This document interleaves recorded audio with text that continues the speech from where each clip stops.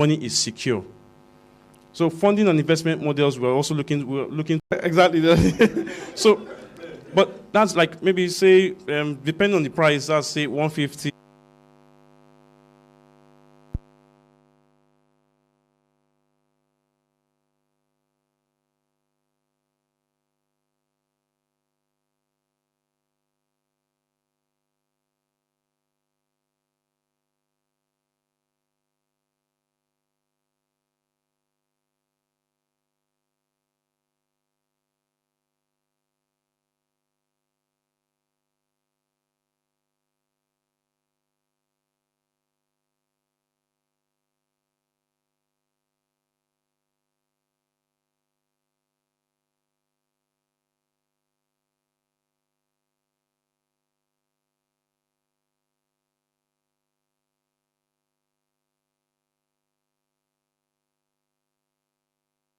National sports industry. We don't just want us to just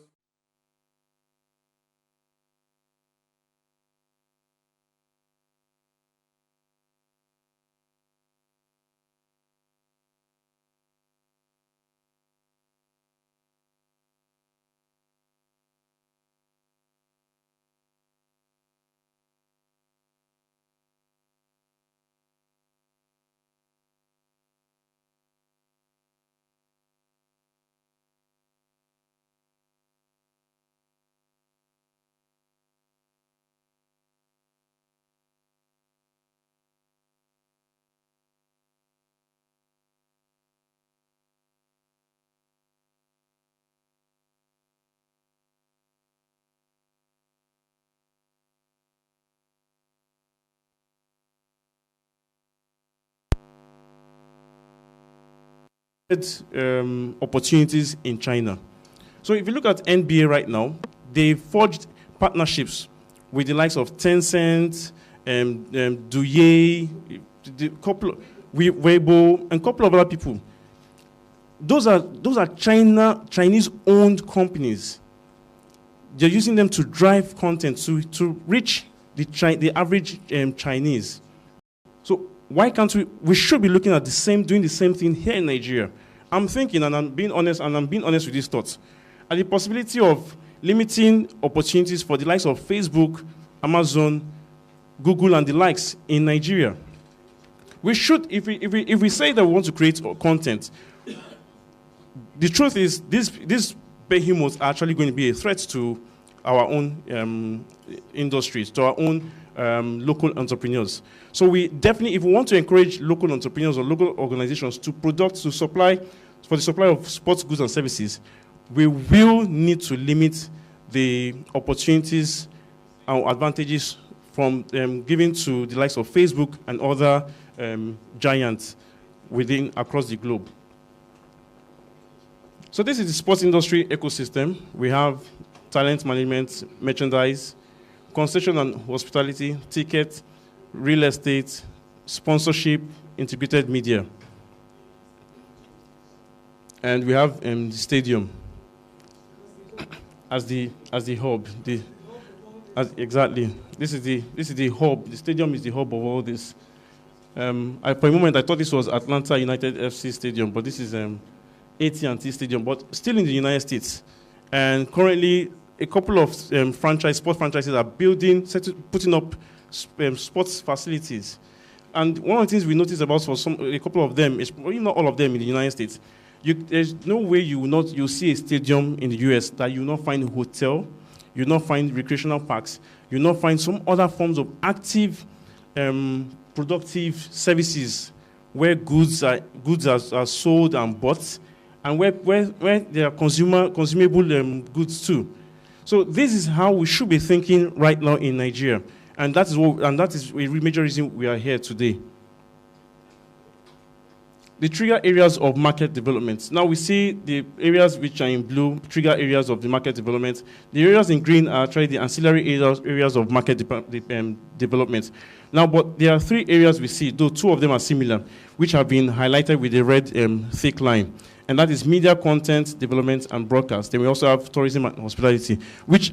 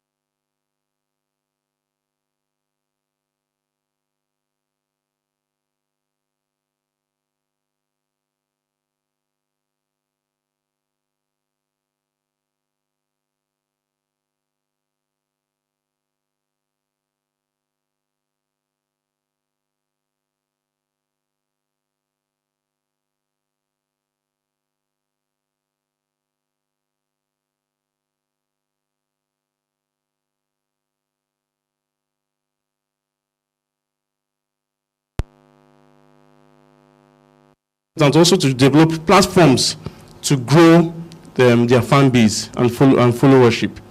So there's passion for sports in Nigeria, and we know these things. We do know that there's passion for sports in Nigeria, but however, it is fed by foreign content and products. So the question if we want to ask, really dig deep, we want to ask, okay, what is that one local content that drives a lot of Nigerians to want to sit down and watch?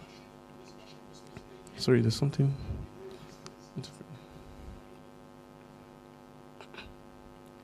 So, and if we take our time to one thing, maybe within the next 2 seconds, for example, we'll probably find it difficult to come up with that one content that Nigerians can sit down and say, oh, this is sports stuff. Aside from when the Super Eagles want to play or on any other national team, or maybe the Tigers played some days ago, so the previous days, and all that. Aside from those local content based on local products, when was the last time we saw one that every Nigerian, or majority of Nigerians, or sports-loving Nigerians sat down to consume such? And it's difficult to actually come up with one. It's really difficult to come up with one. But that, nonetheless, there's actually demand for sports content, which is still met by foreign suppliers. Broadcasting has turned sports into one of the main forms of entertainment. Globalization of sports consumption, a Netflixification. That money is going to who? It's going out. It's going out. So the numbers here should speak to us, of course, in different ways.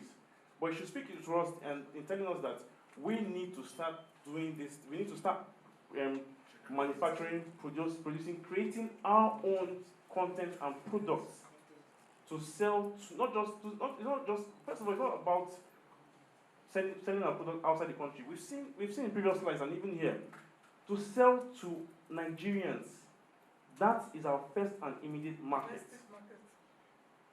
That is our first and immediate market, of domestic market. And so we see that, according to projection, now let's see the platforms that will be gaining more subscribers. So it's start times a Nigerian company. Not even Easy TV. Not to mention multi-choice. Yeah, multi-choice has been there forever. They are now Omoile. Okay, Omoile, sorry. Now you wanted to pardon me, I'm sorry. If I get this, Dr. Simon said I'm on track. Thank you very much. I'm not sure that you are not Omoile. I'm from the abroad. But this should speak to us, really. This should speak to us. Neither of them is Nigerian owned. Neither of them. So essentially, whatever they are making is going outside the country.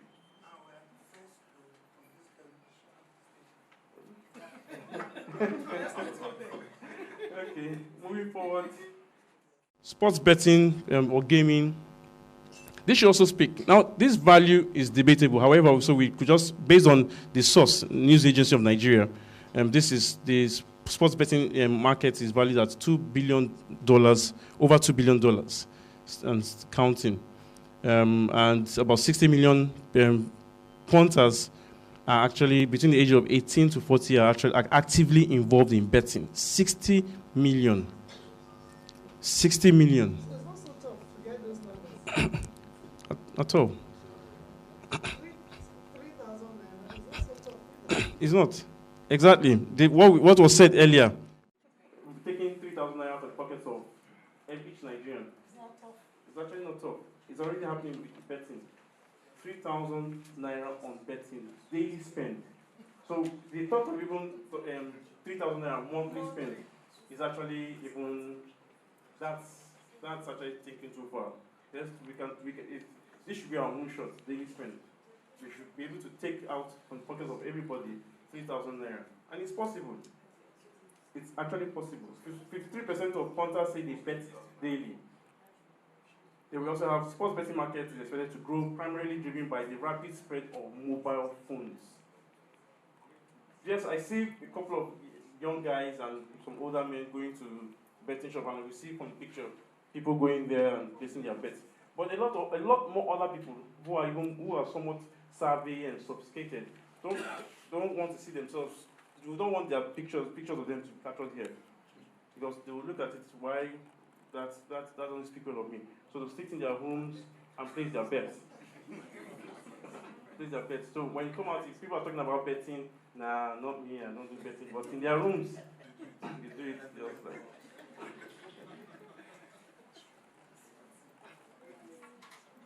And this is what we, in terms of looking back, in terms of the sport betting growing rapidly, primarily because of mobile phones.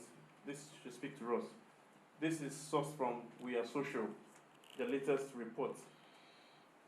And we see that the mobile subscriber base of 52% of the population in Africa by 2025, that's 634 million subscribers, mobile subscribers. That's, if you want to put that into perspective, that's like taking over half the population of China. That's China. America times 2, yeah. Their mobile phone connection.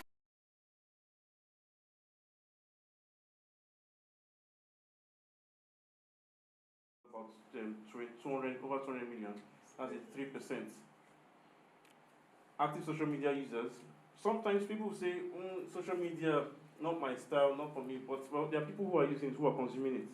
Facebook, Instagram, Snapchat. Some people can't do without it these days. They must say something. And I was telling my brother yesterday that so many people don't realize, right? For those who have become influencers, they don't realize that it is not everything that comes into your head that you need to say with your mouth. Sometimes you just need to keep quiet. Think it, but don't say it. But for some of them, they don't bother. Just drop everything, garbage in, garbage out. But some people see social media as a platform for them to showcase their esteem, their talent, and a couple of other things, social status, different things. So social media means a lot to different people. And we see here 27 million with a 13% penetration. So it's still growing. It's really growing when compared to a couple of other countries. Internet users is 5.49 million with a 42% penetration. Urbanization, 50%. Essentially, that means people with mobile phones, you find 50% or half of that population in urban areas.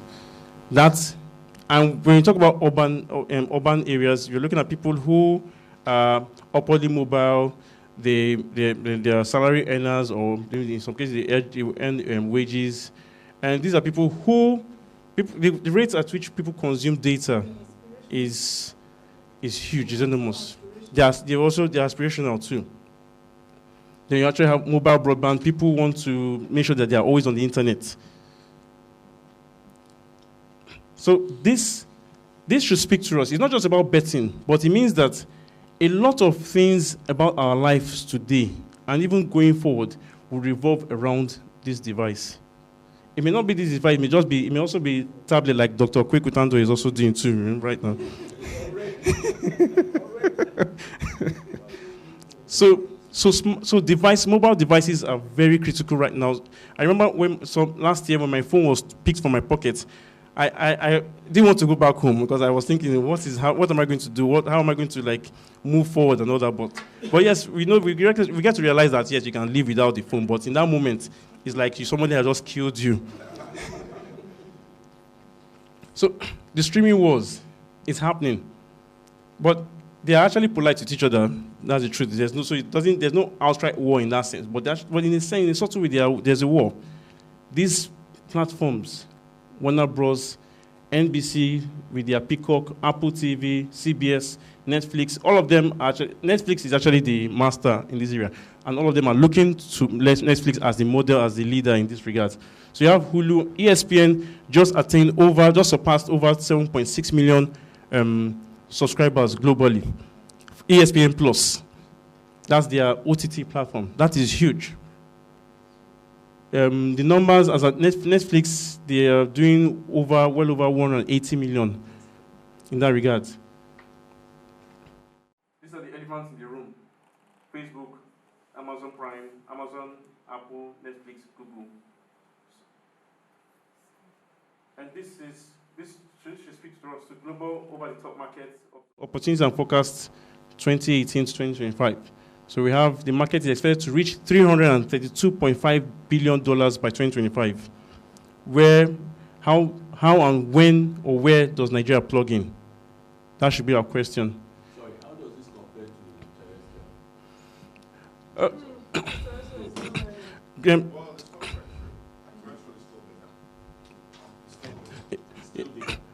It's still, especially. But what on the growth rate? Well, the thing is this: domestic television in America is considerably larger than Netflix or HBO or any of these guys. But of course, in this part of the world, because you're seeing Netflix, you're hearing more about it. The biggest growth is Disney. Disney launched in October at 26 million subs, and Disney will hit 100 million subs in the next 18 months. I think the point is actually more like the rate. That's like, no doubt, penetration. Yes. Penetration of terrestrial is there. It always was.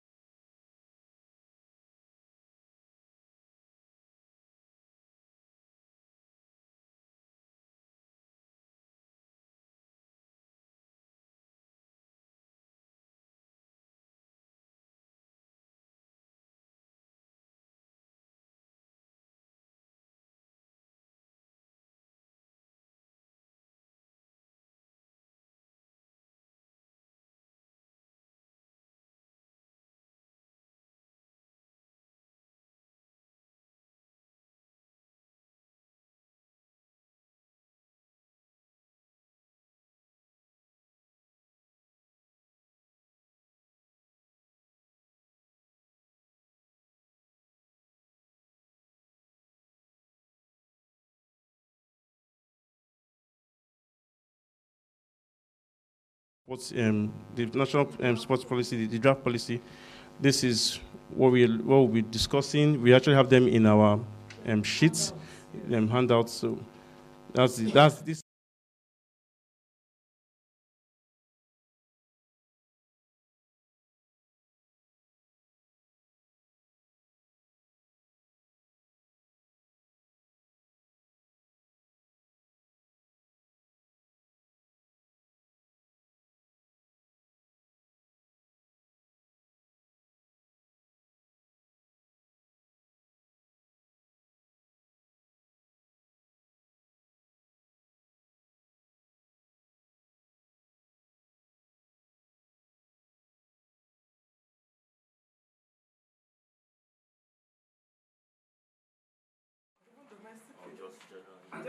Generally, sorry, general investment. It shouldn't just be about foreign. We're not because we're not saying we're not beggars. We actually have people. We have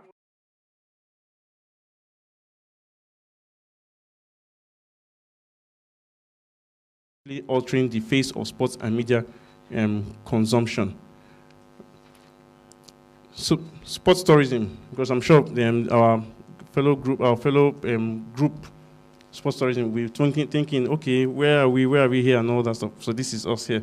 Sport tourism, ancillary groups, hospitality, food, travel, tourism. This is the overview. I think I will just highlight some major things that we believe that should speak to us. And for the third point, which says tourism is one of the world's largest economic sectors, supporting 1 in 10 jobs worldwide and generating 10.4% of global GDP.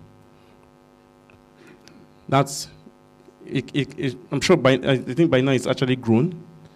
It's more than that.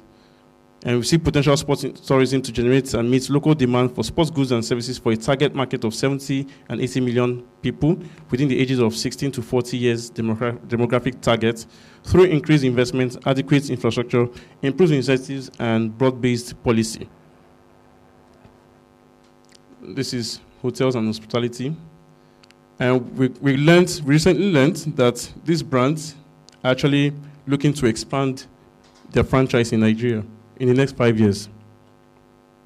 So when they come, the question is, why would people want to lodge in their hotels? Is it just, are they coming for Dirty December, or they are also coming for sporting activities?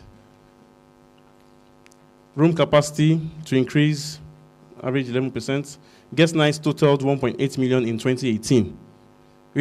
What this number simply means or indicates is that there is opportunity, or there are opportunities for growth. It can be way more than that. Then Nigeria's fast food industry segment, is estimated to be worth over $1 billion. And funny enough, you see the that fast food industry, a lot of new ones coming up, springing up. Some of them closing shop fast because of unsustainable business plan. But we see that's a huge market. And this is the vision. Please pardon us. You may be looking out for some information and you may not see it here, but it's not exhaustive enough. But our being here is to not just about the presentation here. This should guide and drive conversations. But going out into the smaller rooms, we expect to discuss more robustly and make our input to what we are looking to have in the national sports industry policy. So we actually have about 8 international and 21 domestic airports. Visitor arrivals between the period of 2015 and 2017, it was up and down, but we see that there's actually growth. Compared to 2012, December 2012, over 486,000. And these visitor arrivals, these are people coming into Nigeria. So it could be maybe the I just got backs, or it could also be foreigners from other, or citizens from other countries coming in. They add to the number. And this is tourism revenue between 2017 and 2016. That's $2.6 billion that came to Nigeria, and won over $1 billion 2016. So international visitor arrivals has become easier, considering the fact that we actually have over 15 international airlines operating in Nigeria from across the world. So that's made it really easy for foreigners to come to Nigeria and do business or other forms of activities. So why we're engaging with the tourism sector group? It's similar to the media entertainment. So it's to also get your input into the draft national sports policy, sports industry policy, identify investment models, discuss relevant incentives to attract investments. Please ignore the foreign direct investments. Please. Discuss technological trends and changes that are drastically altering the face of sports tourism. And we've seen, if for many of us now, if we want to book our flights, whether from outside Lagos to or outside Nigeria, we just go to whether we have the app or we go to our mobile phones and do that. So it means that tourism, there's an intersection between technology and tourism as well.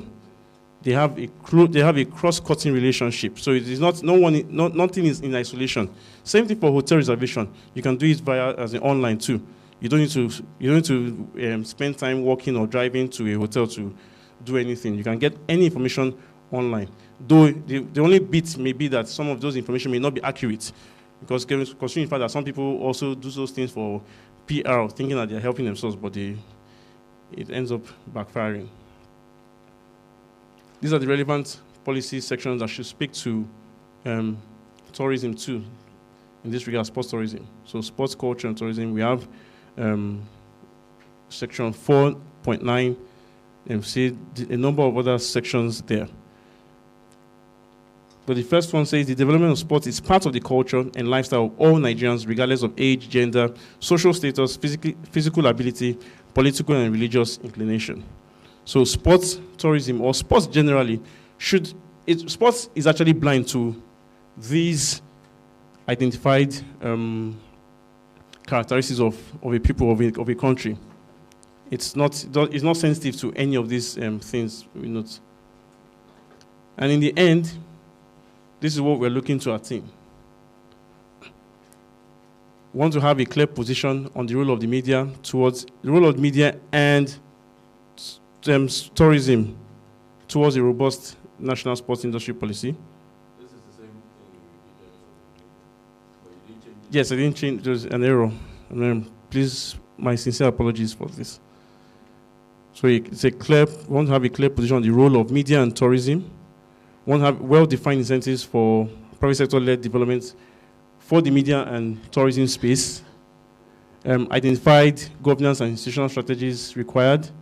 Then also, funding and investment models that speak to both to the media practitioners or organizations and also to tourism practitioners and organizations. Thank you very much.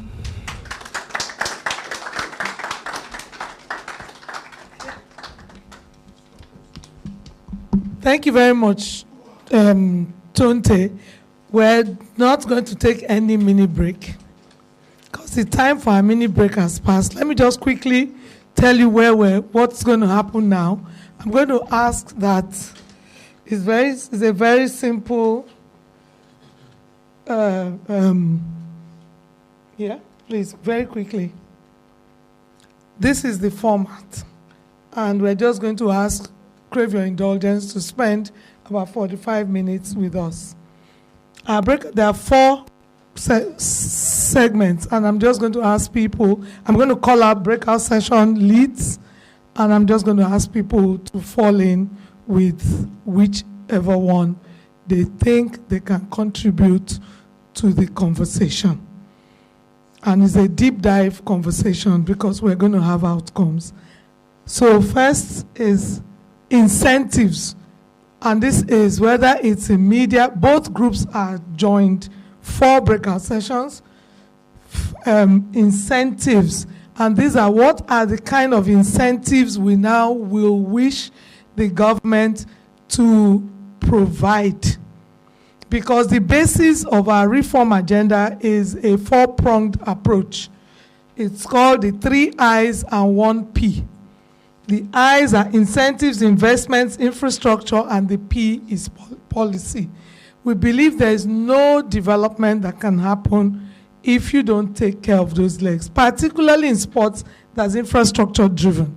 So the first leg is that the incentives must happen. So we're going to have a mini group that's going to talk to incentives for media and tourism, sports tourism. Both sectors are interrelated. So, and the person, please let me crave your indulgence to take my paper. I think I've informed everybody what they're leading, but I'm going to read it out again. In incentives, Mrs. Abiola Ogunbiyi is going to lead that discussion, and I'm going to ask that you use the conference room downstairs here. And then the second is on investment. What's the quantum of investment? What's the kind of investment? Where should that investment go? And what's like a deployment period that we should see over what tenure to deliver on first content creation through events management and then content distribution, through various media. And I'm going to ask Dr. Simon Ebojaye to please lead that discussion. And Dr. Simon, you would be using the CEO's boardroom upstairs. Thirdly, infrastructure. This is the real bedrock of the development. And this will now speak to what kind of stadia, facilities in different areas, be it in sports and tourism. How can both of them now, and even in the media, that when you finish doing the sports, what kind of infrastructure in media, given what we've just seen? I'm going to ask Mr. Dele Odugbemi to lead that discussion. We're very fortunate that all the people we're asking to do this for us are experts in cross-cutting issues that address both sectors. So Dele is going to lead that. And Dele, you will be on one side of this room. This is a big enough room. Finally, we now have the issue of policy. So we'll marry everything into what kind of policy, given what we've now seen is in the draft policy, how do we now address the issue of what we ought to see in this policy? And I'm going to ask Dr. Kweku Tando to help us to lead this subgroup. And the next slide, please, so everybody knows. The session lead will guide the discussions along what we hope to achieve. Our discussions are about 40 minutes duration. Each group has a rapporteur who will take notes according to the reporting template we have here and prepare a report for review by the participants. I agree that that's what you said, to him, and that should take roughly about 5-10 minutes. Review that final report, and each lead will now come and tell everyone else when we gather back here in what I expect is under an hour to come and say, this is what my group said. Now, this is by no means the end of the discussion. Every single participant here is expected that you are representing a sector group. You people will be here. Don't make too much noise so that these people will hear what you're saying. So it is expected that everyone here represents a sector group. So at the end of this exercise today, we are going to send you what we call a memorandum report. Hoping you will go back to your sector group and say to them, I was here, I represented the sector, and they would like to hear more from us. When we send that memorandum report to you, we will send the full policy, and we will send what we are calling our Antananarivo report, the full thing. You all have a copy of the Antananarivo report. Now, let me quickly highlight what the Antananarivo report is, or recommendations. The African Union has the AU 2063 agenda, which is a 50-year agenda for the Africa we want. That agenda started in 2013 and is going to take us all the way to 2063. Sport was a footnote in that agenda in 2013. In fact, within the House here, we had said the next review of this agenda is next year. Yes. And we were hoping to actually contribute to the fact that sports was a footnote until they now organized a conference in Madagascar, which is why this recommendation is called Antananarivo Report. And in it, they took a larger look, a bigger look at sport and came up with these recommendations. First, this is a summary, but a full-scale report of how sports should fit in as a youth development platform for the Africa we want in 2063. Looking through the Antananarivo recommendations, it was clear that it's a very good signpost for what we are trying to do. Very short, it's very simple. I expect that it will form part of the conversations there, and I'm sure when you go through it in your little sessions, you would see some of the stuff. It was as if we worked with them to prepare this. So we are very grateful for finally the African Union recognizing the place of sport, but it was not there when they first started in 2013. This came up roughly in 2017 or 2018, which we're very grateful. So we would appeal that you look at the Antananarivo report and the policy sections together and help us to now come up with this report. So without further ado, I will ask, and then the rapporteur, Emmanuel, please, you will stay with the policy people. Where are the other two? Please, can you?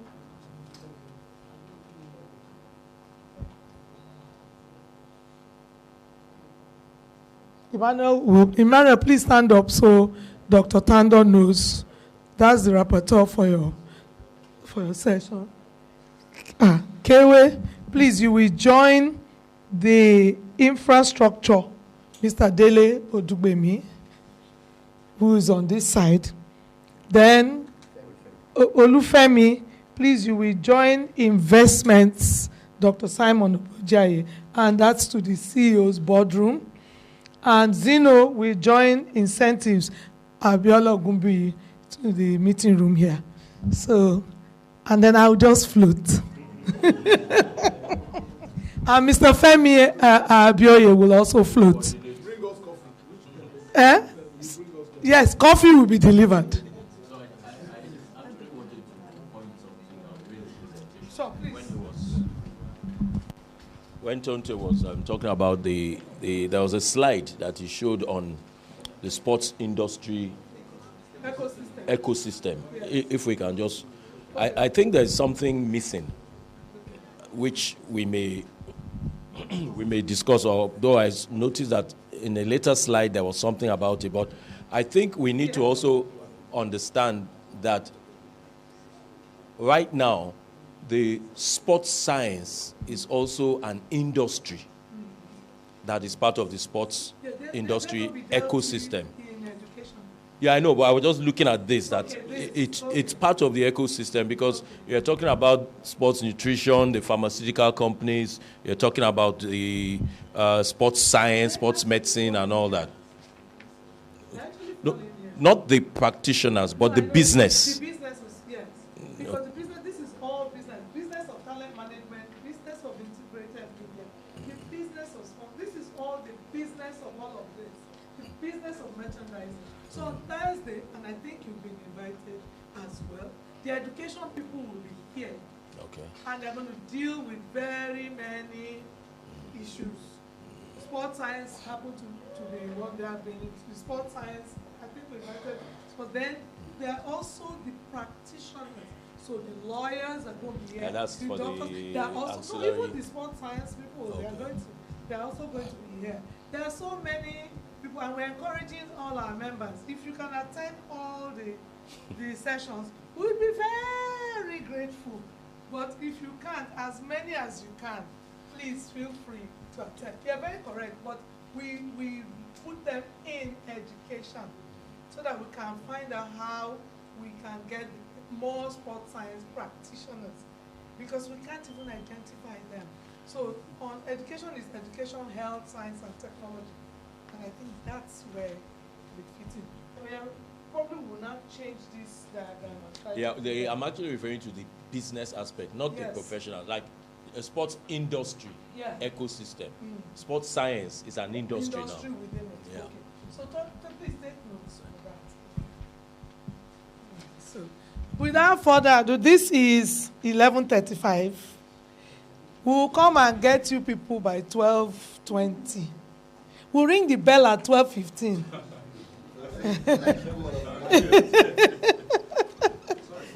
Yes.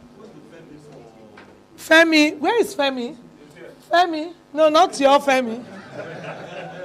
Femi, may I come and lead you? Please, can I ask, okay, who is going to join who? If you are going, who is going, everybody is shy, or do you want me to point fingers? I will point fingers, oh. Incentives. Incentives down here. So, investment. Who is following investment? Infrastructure. Infrastructure. Dele. Oh, you are there. Investments. Incentives. Policy. Thank you. Thank you.